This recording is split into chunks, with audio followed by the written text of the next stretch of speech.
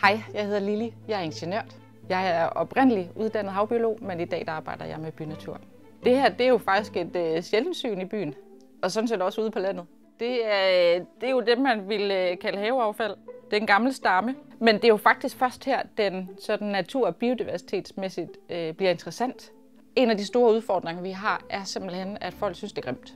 Det er roder, det er uforudsigeligt, nogle gange stikker det også, altså det er noget rigtig bøvl. Men det er måske en øvelse, vi skal gøre, og give mere plads til det. Og så skal vi give det tid. Og det er nok faktisk den, der nogle gange er sværest. Altså det tager 200 år for et træ at blive 200 år gammel. Altså det er jo en helt anden tidsfaktor, vi arbejder med, end når man skal have nyt køkken.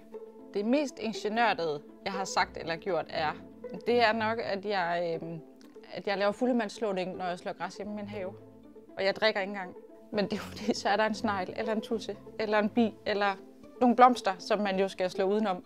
Så jeg slår græsset, men det er ikke lige linjer.